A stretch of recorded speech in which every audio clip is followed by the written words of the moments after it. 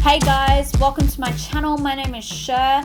This is my 2019 NYX Face Awards entry for the Australia and New Zealand competition. So I'm just using a water bottle, spray bottle with water in it, and I'm just spraying that through my hair. I want to have a nice damp hair, like a slick back look. And then I'm going to run some hair gel through the top portion of my hair and just comb that back. Then I'm taking a toner on a makeup pad and I'm just wiping that all over my face, just getting my skin prepped for foundation. I'm next taking a hydrating primer and I'm just going to melt that into the skin using my hands all over my face and then just a little bit on my chest as well. Then I'm going to take a medium to full coverage foundation using a brush to apply this to my face, and then I'm going to use a makeup sponge to just press that. Now, if you've been to my channel before and you saw my entry about a month ago, please just ignore that. I actually can't enter that look because it doesn't meet the requirements for the NYX Face Awards, but I wanted to leave it up there because it's a great tutorial. So if you want to check that out, I'll leave it linked here. But please note, this is my official entry to the competition.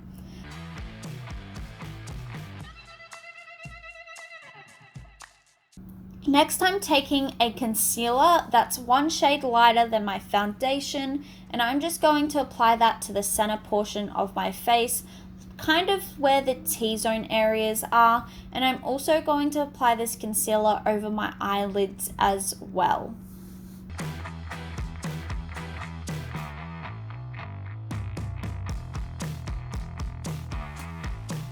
Now, this next step isn't necessary, but I was feeling very flat, so I just wanted to go in with a cream bronzer.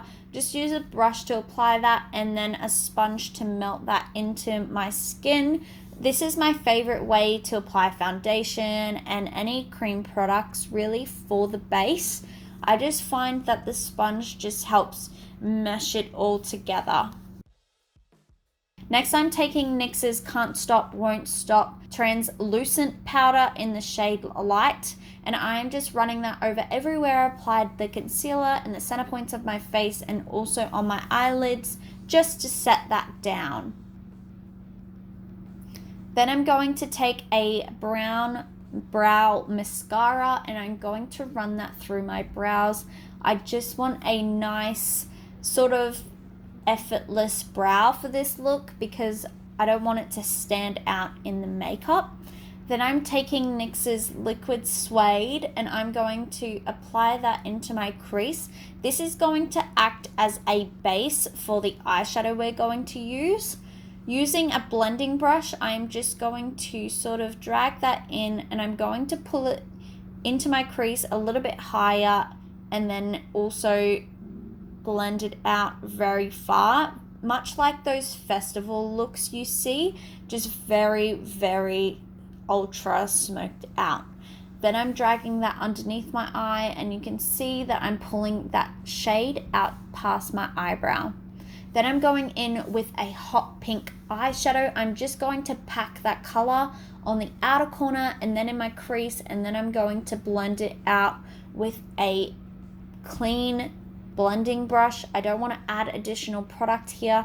I just want to make sure I've got a nice seamless blend. And then I'm taking a smaller brush and I'm putting that underneath my eye as well. Again, I want this to be very, very smoked out. Then I'm going to go in with a pencil brush and just pack some black eyeshadow into the outer corner and into the crease. I really want to have a nice smoky look. Blacks can get out of hand really fast, so I often switch to a blending brush to do my blending after I've packed it, because if you blend with your packing brush, sometimes it can just create a hot mess. So I always like to switch to a clean or a smaller blending brush to keep that black where I want it to be and be very, very precise. I'm using that same blending brush that I used for the pink to blend out the black, and sometimes just picking up a little bit of additional product just to make sure that blend is superb.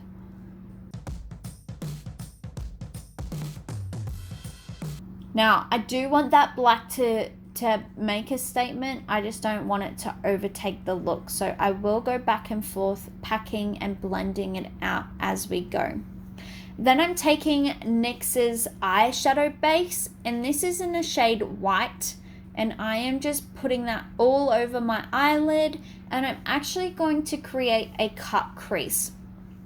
For cut creases, you kind of just have to go by your eye shape. So I follow my natural crease, and then I go slightly above that. I've got very slightly hooded eyes, so you can still see this when I have my eyes open.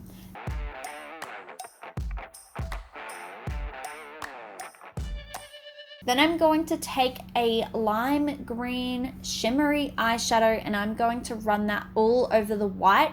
That white is just going to really make that green pop. So it stands out beautifully, but it also meshes really well with the pink and the black. It's just an awesome color combination. I was so inspired by this glitter we're going to use later. That's kind of what brought this look about. Then I'm going to blend that black into the outer corner and the green just to have a nice smooth blend. And that's it for the eyes for now. We are going to go in with the black paint. I'm using a brush. If I pick up too much paint, I kind of wipe it on a towel, but what we're doing is just applying this sparingly to the forehead. I really want those brush strokes to show through, so I apply pressure and then I kind of lift my brush off. So I have that nice harsh initial thing, but I kind of lift my brush off as I exit my sort of whooshing motion, if that makes sense. I'm dragging that down my cheekbones, and also I just gonna wet my hair before I go with my neck, because this is a water activated paint. If you spray after you've done the paint, you run the risk of it running basically. So going underneath my chin again with the same thing, a harsh initial pressure and then lightening up as I go down. And I also want to include my ears. I don't want my ears to be blank for this. I want it all to be a nice cohesive look. Now, if you pick up a little bit more paint on the brush, that will give a little bit more definition and contrast between the lighted blacks and then the nice dark black. I'm doing the same thing underneath my collarbones. I kind of want it to be a top heavy look. Then I'm taking a neon green water activated paint.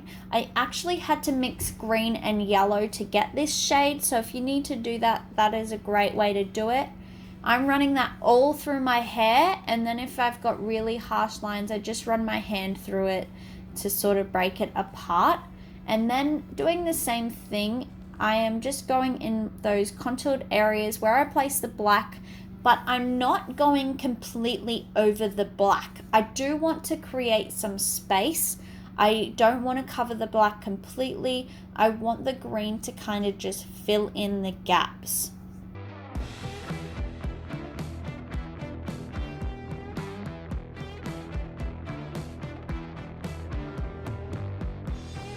And then I'm going to take that hot pink cream shade again, and I'm going to run that on my fingers and run it through my hair and on my forehead where we place the black and green. Again, I don't want to cover it. I want the pink to really complement these colors. And then I wasn't loving the sort of application of my fingers, so I went back to using a brush for some of the pink. I run that through and it just kind of brought it all together a little bit more. And I'm running that on my cheekbones, in my ear, down my neck, everywhere we place the green and the black. Then I'm taking the black paint and I'm running it on my nose and also around my mouth and just on the inner part of my eyebrows as well.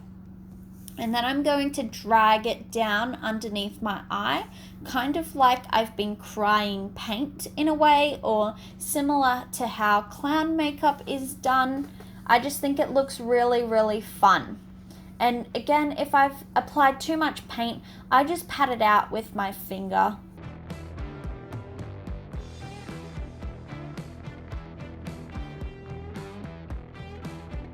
Then I'm going to run a black eyeliner through the waterline.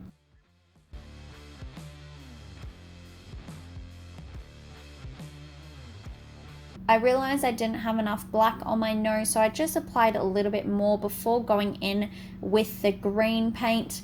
Just doing a nose contour with that green and running it through my eyebrows as well. Patting out anything that's a little bit too harsh. If you've put too much color in one spot, don't stress out. Just go back in again with the other color and sort of break it apart. Again, running this green over underneath the eyes. I don't want to cover up what I've just done, so just leaving some of that black to shine through the green, and then again with the pink doing the same thing.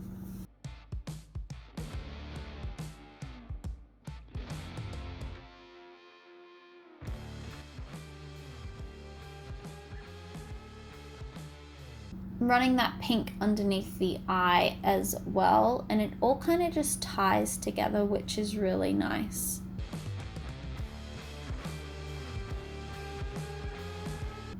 Then I'm taking that liquid lip and I am just applying it to my lips now, and this is just such a stunning shade. It is so bright and it applies so nicely. So I will do a nice application, but we will cover it up and be a little bit messy in a moment. Just following my natural lip line, not really overdrawing. Then I'm going back in with that lime green just to fill in some of those spaces, and then going in with some black as well, not covering up the pink completely. Then I'm taking that shimmery green and I'm going everywhere we've placed the paint. I just want everything to be the same, so I'm just going to go over all the places we applied the paint so that it gives it that cohesiveness.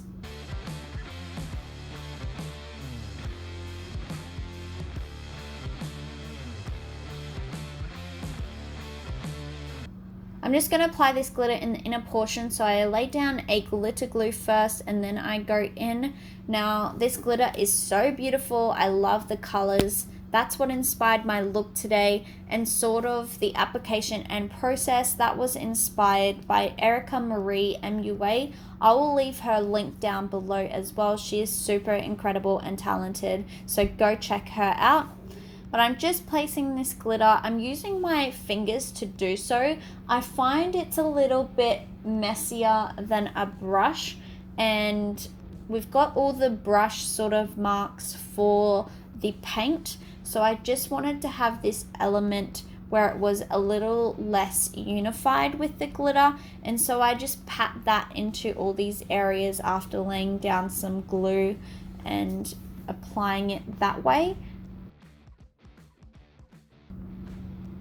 Everywhere I apply the paint, that's where I put the glitter. Again, very cohesive all together look.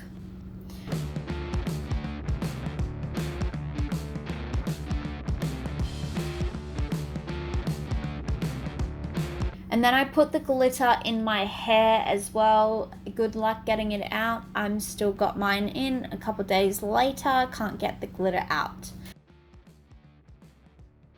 Then I'm taking some mascara. I'm just running the mascara through my lashes, doing a couple coats in bottom and top lash. And then I'm going to apply a very wispy eyelash. I feel like it just gives this like a really ethereal kind of fun look and still allows you to see the eyeshadow behind. And that is the final look, guys. I hope you like it. I think it's just a very fun, messy look. If you enjoyed it, make sure you hit that subscribe button, and I'll see you in my next video. Thank you. Bye.